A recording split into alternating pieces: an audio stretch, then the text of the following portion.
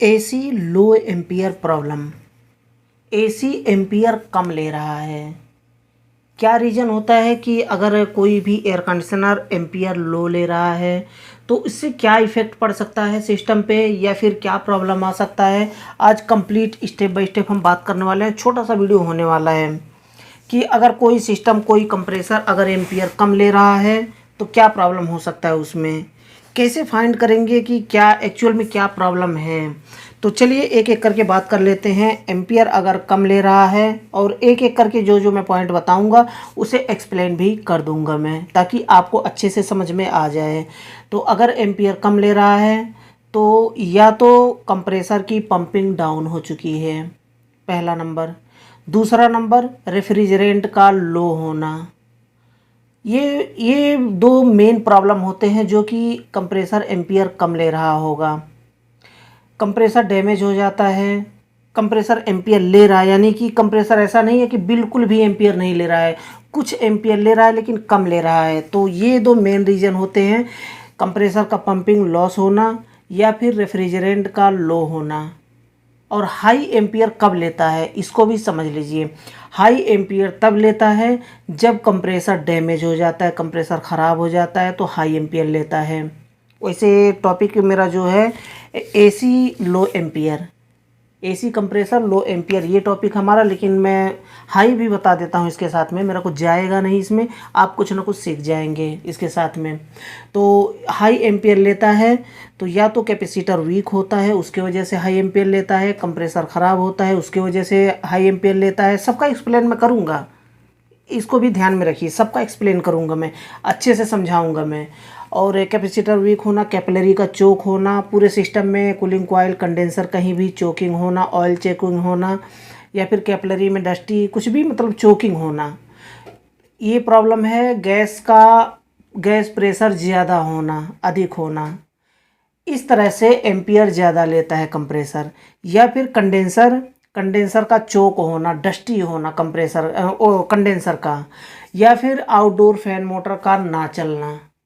ये सारे रीजन होते हैं हाई एम्पियर लेने के। अब लो एम्पियर को हम एक्सप्लेन कर लेते हैं, फिर हाई एम्पियर के साथ में हम चलेंगे।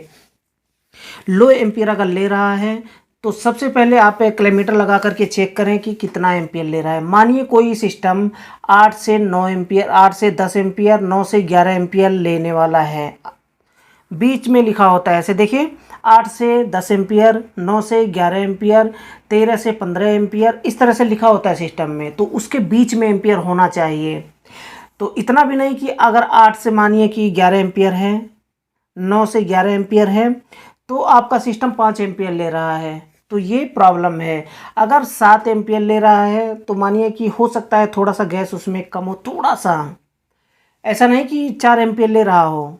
4 एम्पियर लेगा इसका मतलब कि पूरा सिस्टम में गैस नहीं है, या फिर पूरा पंपिंग डाउन है कंप्रेसर की, तो ये होता है। तो गैस अगर आप चेक कर रहे हैं उसका एम्पियर कम ले रहा है, तो आपको पहले गेज लगा करके चेक करना है कि रेफ्रिजरेंट का प्रेशर कितना है।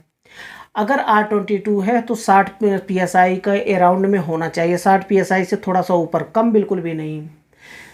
वैसे आउटडोर टेम्परेचर के ऊपर डिपेंड करता है, लेकिन खैर छोड़िए, उसको मैं नहीं खींचूंगा इस वीडियो में। नॉर्मल टेम्परेचर पे जो जून जुलाई के बाद होता, मई के बाद होता है, अप्रैल मई जून जुलाई के ऊपर जितना जाता है महीना, 60 PSI से बिल्कुल भी कम नहीं होना चाहिए R22। तब हम मानेंगे कि हमारा रेफ्रिजरेंट का प्रेशर सही है। अब कैसे मानेंगे कि हमारा जो पंपिंग डाउन है बिना गैस को निकाले, इसको हम लास्ट में समझेंगे। एक होता है पंपिंग डाउन होता है तो एम्पियर कम लेता है, इसको हम लास्ट में समझेंगे। मैं बताऊंगा, बिल्कुल अच्छे से बताऊंगा कि कैसे आप बिना गैस निकाले पता कर सकते हैं कि पंपिंग लॉस है कंप्रेसर की। तो ये तो हो गया कि गैस का लो होना। अब पंपिंग अगर डाउन है, पंपिंग डाउन होने की वजह से भी एम्पियर कम लेता है। अब कैसे पहचानेंगे कि एम्पियर कम ले रहा है, तो इसको हम लास्ट में बताऊंगा मैं।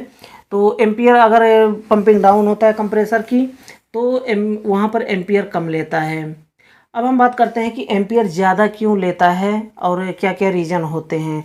एम्पियर ज़्यादा लेने के रेफ्रिजरेंट अगर ज़्यादा है, एम्पियर ज़्यादा ले रहा है तो कैलोमीटर लगाएं और उसके साथ में गेज लगाएं। देखें कि क्या रेफ्रिजरेंट का प्रेशर ज़्यादा है। अगर रेफ्रिजरेंट का प्रेशर कम है यानी कि नॉर्मल है, जितना होना चाहिए सिस्टम में, R410 R22 जो भी रेफ्रिजरेंट है उसका प्रेशर अगर नॉर्मल है तो फिर हम आगे बढ़ते हैं। चेक करेंगे कि कहीं ऐसा तो नहीं कि आउटडोर का फ़ैन मोटर नहीं चल रहा है या फिर चल रहा है तो स्लो चल रहा है, ये चेक करेंगे। उसके बाद नंबर तीसरा, कंडेंसर ब्लॉकिंग हम चेक करेंगे कि कहीं कंडेंसर हमारा डस्टी तो नहीं है। अगर डस्टी होगा तो उसके वजह से भी एम्पियर ज़्यादा लेता है कंप्रेसर, क्योंकि जो प्रेशर है, जो हीटिंग है कंडेंसर की, उसको बाहर फ़ैन मोटर नहीं निकाल पाता है, इसलिए एम्पियर धीरे धीरे करके बढ़ जाता है। तो एम्पियर ज़्यादा ले रहा है तो आपको कंडेंसर भी चेक करना है, फ़ैन मोटर भी आपको चेक कर लेना है। उसके बाद आपको चेक करना है कि थिम्बल भी आपको चेक कर लेना है, कंप्रेसर का थिम्बल कहीं लूज़ तो नहीं है। तो ऐसा तो नहीं होता है कि कंप्रेसर हाई एम्पियर लेकर के चल रहा है तो चल रहा है, चल रहा है, चल रहा है, ऐसा नहीं होता है।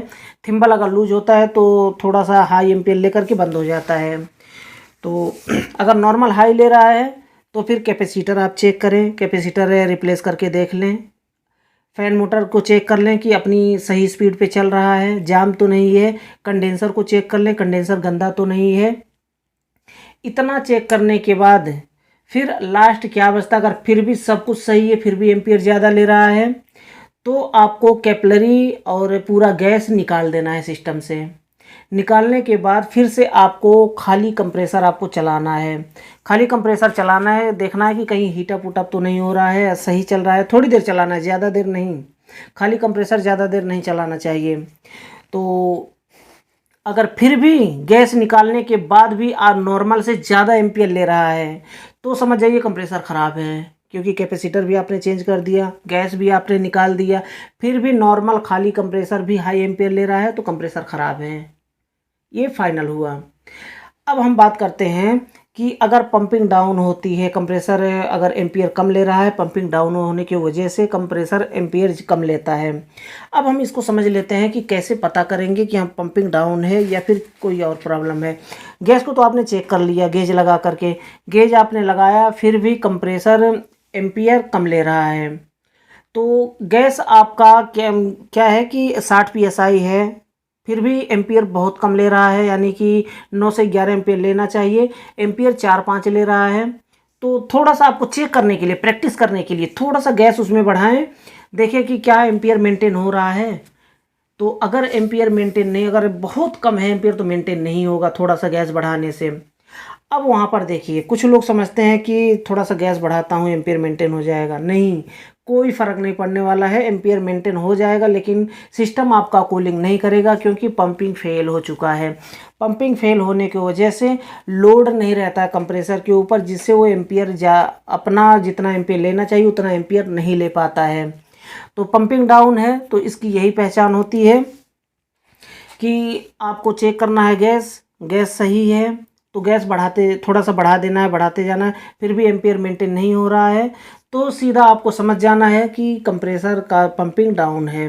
अगर बहुत ज़्यादा डाउन है तो रिप्लेस करना पड़ेगा, थोड़ा सा डाउन है तो कैपिलरी और फिल्टर निकाल करके आपको अच्छे से फ्लश करेंगे, नया गैस वैक्यूम करके डालेंगे, थोड़ा सा गैस बढ़ा देंगे 70, अगर 70 PSI 80 PSI तक सिस्टम चल रहा है।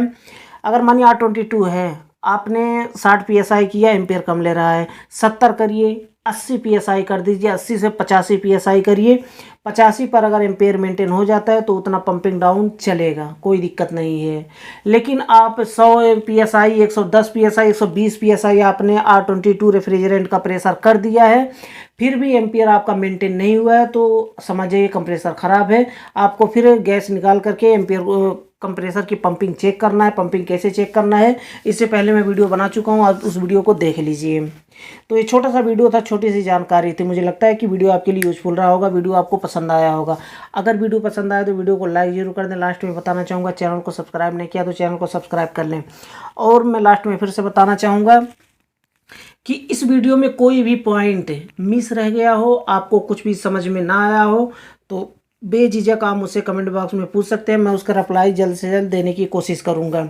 इसके साथ में कौन से रेफ्रिजरेंट का प्रेशर कितना होता है, कौन से कंप्रेसर में कितने मान का कैपेसिटर लगाया जाता है, इसके लिए आर्टिकल मैं लिख चुका हूँ, PDF फाइल है। आप जाएं हमारी वेबसाइट पर, वहां से डाउनलोड कर लें। हमारी वेबसाइट पर जाने के लिए www.webjanकारी.in पर विजिट करना है, गूगल में डायरेक्टली सर्च करना है, आप हमारी वेबसाइट पर पहुंच जाएंगे।